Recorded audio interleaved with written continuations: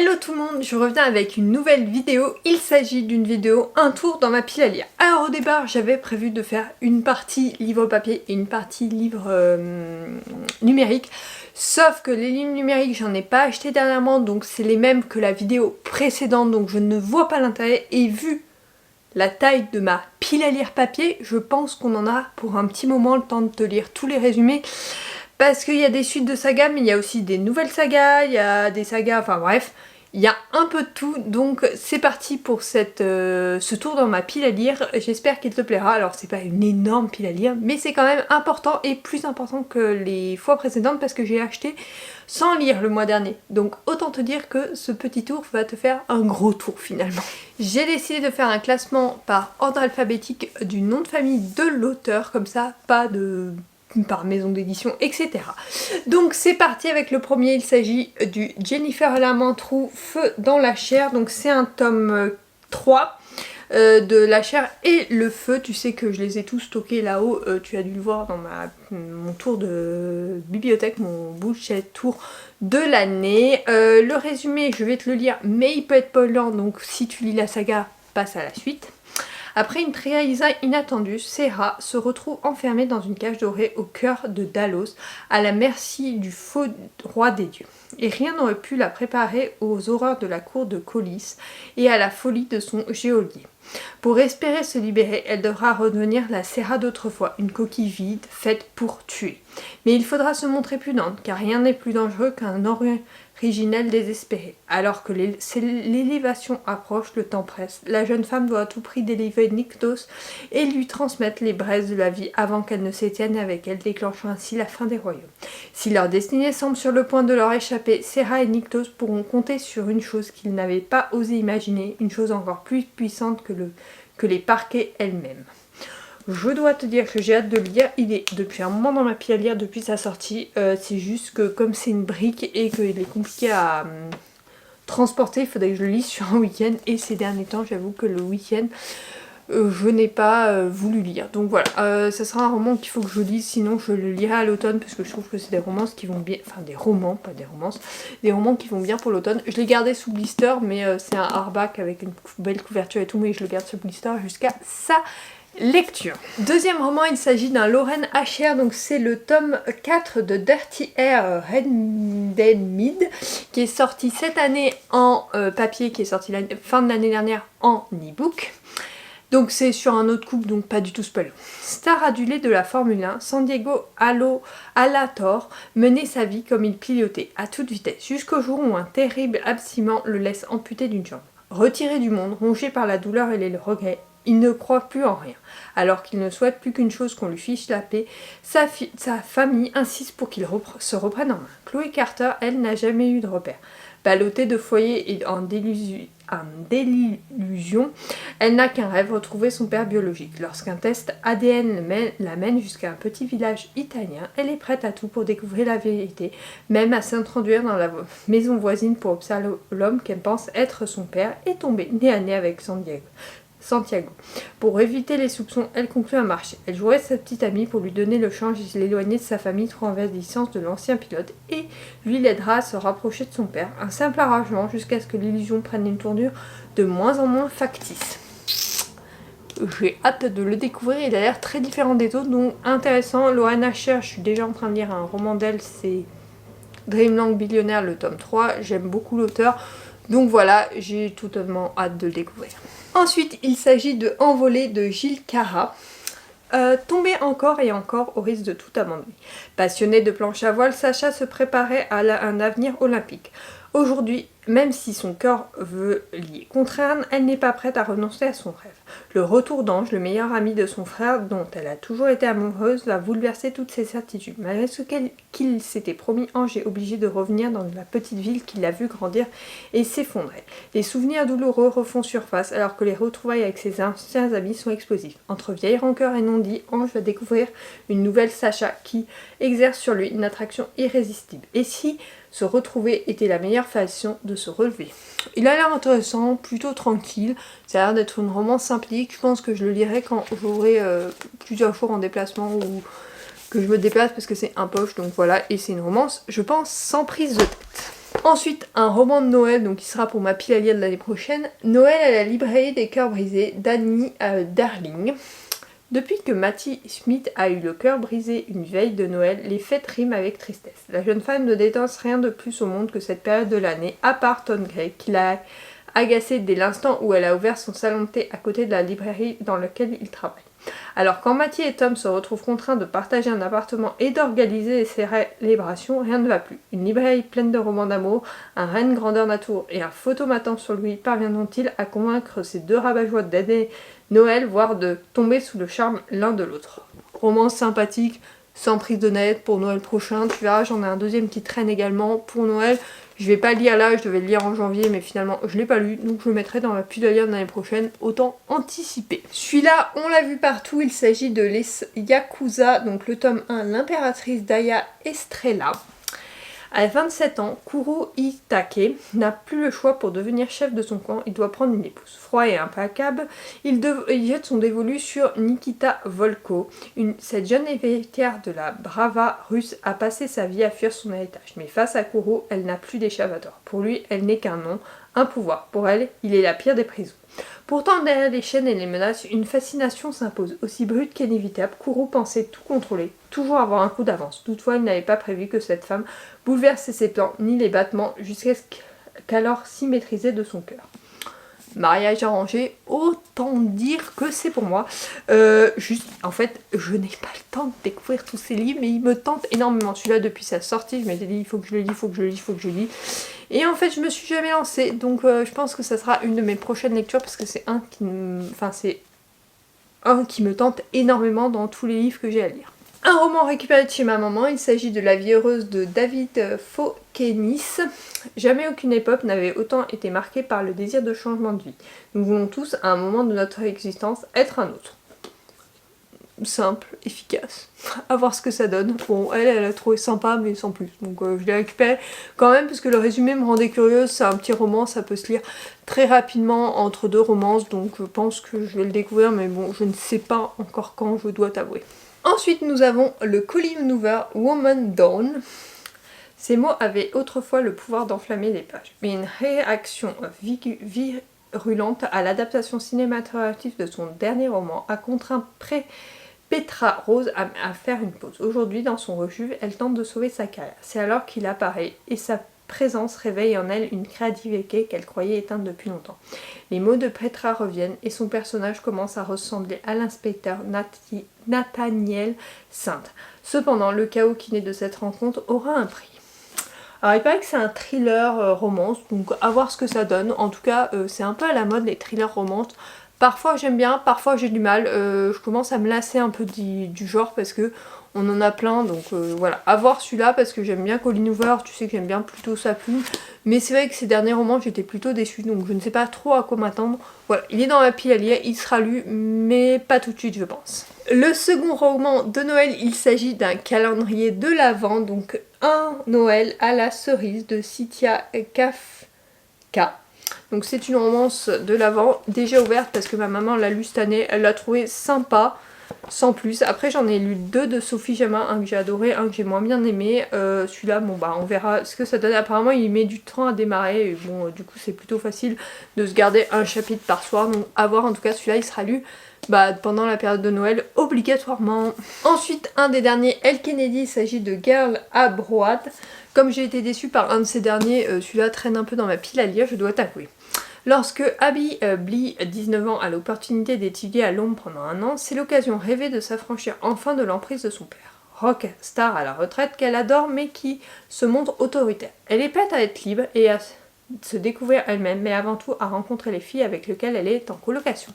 Jusqu'à ce qu'elle découvre en arrivant que ses colocataires ne sont en fait que des garçons charmants, drôles et terriblement attirants, mais hors de portée, la règle interdisant de fraterniser entre colocataires. Abby ne s'est jamais considérée comme une briseuse de règles, mais bientôt elle ment à son père à propos de sa situation et tombe amoureuse non pas d'un, mais deux hommes qu'elle ne peut pas avoir, son colocataire rugbyman et un musicien Mossad qui a une petite amie. De plus, ses recherches pour la fac l'entraînent dans un scandale caché d'une famille de l'aristocratie l'entourant de secrets de tous les côtés. Pour Abby, puisque espérer trouver l'amour, des réponses ou un avenir à Londres, elle devra décider quels rêves et quels cœurs valent la peine d'être brisés. Particulier, ça a l'air d'être une romance. Elle Kennedy, en temps normal j'aime bien, mais c'est vrai que j'ai été déçue par ses derniers romans, donc j'ai du mal à me dire que je vais le lire. Je l'ai acheté, donc il sera sur mon lit. Tout de suite, je ne pense pas, plutôt au printemps ou dans quelques mois, je pense que ça sera plus adapté comme romance. En tout cas, là tout de suite, il ne me tente pas, c'est pas un de mes prochains romans à lire. Ensuite, nous avons une romantasy de Geneva Lee. Je n'ai jamais lu de romantasy d'elle, donc ça, il s'agit de Fleety Rich Fae.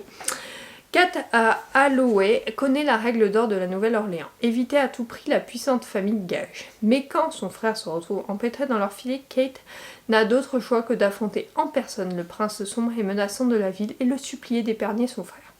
Lange Gage est aussi dangereux qu'il est beau, et la seule monnaie d'échange qui l'intéresse est son homme. Car Lange n'est pas juste un criminel sans pitié, c'est un fait, il a sa propre raison cachée de la lier à lui. Piégé, désespéré, Kate qui jure ne jamais lui faire confiance et malgré tout fasciné par l'époustouflante Autre Monde, un lieu rempli d'ombre et de secrets où les membres de chaque cour de faille complotent contre elle tandis que les motivations de son ravisseur se font de plus en plus mystérieuses. Si elle ne parvient pas à rompre ce pacte signé dans les 30 prochains jours, elle appartiendra à jamais à ce prince faille énigmatique et à son univers maléfique. Je ne sais pas du tout à quoi m'attendre, mais en tout cas il me tente énormément et en ayant relu le résumé je me dis ça va être une de mes prochaines lectures, même si c'est en fait en taille il est un peu pénible à lire parce qu'il est pénible à transporter tout simplement, mais en tout cas j'ai trop hâte de le découvrir. Après je suis beaucoup à la maison donc je pourrais le lire sur un week-end hein, franchement. Bref, je pense que ça va être une de mes prochaines lectures parce que très clairement il me tente. Le style de Geneva Lee avec une romantasy, je suis trop curieuse de découvrir ça. Ensuite on va passer à un certain nombre de romans récupérés de ma maman. Donc tout d'abord il s'agit de Les secrets des Deveril de Santa Montefiore, Irlande 1900. L'année marque le début d'un nouveau siècle et la naissance de Katie Deveril, une noble anglo-irlandaise intrépide, et de Bridie Dowling, la fille timide de la cuisinière. Bien que tous les opposent, les deux jeunes femmes grandissent ensemble au château de Deveril, liées par une profonde amitié. Mais bientôt leur vie paisible est menacée par la lutte du pays pour l'indépendance et par l'amour qu'elle partage pour le rebelle Jack O'Leary. Déchirés par la tradition et par un terrible secret, les deux amis semblent irréconciliables. Une chose pourrait à présent les réunir, leur attachement inébranlable pour le château de Deveril et tous les souvenirs qu'il renferme. Je sais pas à quoi m'attendre, elle a été déçue ma maman, donc je ne sais pas trop à quoi m'attendre. Si tu l'as lu, n'hésite pas à me dire, en tout cas il a l'air sympathique. Moi en tout cas le résumé me tente beaucoup, donc on verra. Je pense que ça il va faire partie de mes prochaines lectures, c'est sûr, même si c'est une petite brique et que c'est pas écrit très gros, je dois t'avouer. Hein. Mais bref, ça sera une de mes prochaines lectures parce qu'il me rend très curieuse. Après, on a 3 Kate Morton, donc les brumes de Riverton. Été 1924, manoir de Riverton. L'étoile montante de la poésie anglaise, Lord Robert Hunter, se donne la mort lors d'une soirée mondaine. Les sœurs Emily et Anna Harford, seules personnes présentes au moment du crime, cessent alors de s'adresser la parole. Selon la rumeur, l'une était fiancée de la victime, l'autre son amante. 1999, une jeune réalisatrice décide de faire un film autour de ce scandale et prend contact avec le dernier témoin vivant, Grace Brayling, ancienne domestique au château. Grace s'est toujours efforcée d'oublier cette nuit-là, mais les fantômes du passé ne demandent qu'à se réveiller. Plutôt curieuse, je ne sais pas trop à quoi m'attendre. J'avais été déçue par un de ces romans, donc j'espère que ceux-là me plairont parce que j'en ai quand même 3 et c'est des petites briques. Donc voilà, ça c'est des lectures que je pense que je lirai au printemps parce que je trouve que c'est des lectures parfaites pour le printemps. Donc voilà. Le deuxième, il s'agit de La scène des souvenirs. 2011, la 16e actrice Laura Nixon se rend auprès de sa mère mourante dans le Suffolk. Alors qu'elle repose dans les souvenirs de sa famille, elle découvre une photographie qu'elle ne reconnaît pas. L'une des femmes sur le cliché est sa mère, Dorothy, mais qui est l'autre? Débute alors une enquête qui va inhumer une montagne de secrets, ceux de Dorothy, mais aussi ceux de Lorraine, hantée par cette terrible journée d'été de son enfance. Pareil, même genre, donc à voir. Si le style est pas mal, ça peut être une lecture vraiment bien. Troisième, Les heures lointaines. Lorsqu'elle reçoit une lettre égarée depuis 50 ans, Meredith Bushy se retrouve confrontée à un passé qu'elle a toujours dissimulé. En 1939, comme de nombreux enfants, elle a dû fuir Londres sous les bombes. Recueillie par une famille d'aristocrates du Kane, elle a noué une solide amitié avec la cadette Juniper. Pourquoi Meredith n'a-t-elle rien dit de cet épisode de sa vie? Afin de comprendre son silence, sa fille Edith part à la découverte du château de Mitherhood, qui recèle de nombreux mystères. Bon, pareil, ça a l'air bien sympathique. Donc, à voir. En tout cas, moi, le résumé me tente beaucoup. J'ai un Nora Roberts qui traîne depuis plusieurs mois. Il s'agit de Le manoir de la fiancée disparue, le tome 1, Le Legs. Quand un avocat se présente à la porte et l'informe que Colleen Poole a un oncle dont elle ne connaissait même pas l'existence, lui lègue son manoir dans le Maine, Sonia est abasourdie. Intriguée, elle décide d'occuper les lieux pendant 3 mois pour savoir quoi faire de cet héritage. Sur place, elle est accueillie par un jeune avocat, Trade, et de nombreux sympathiques voisins qui croient tous que le manoir est tenté par les fiancés disparus. Sonia n'est guère convaincue, mais bientôt les objets semblent changer de place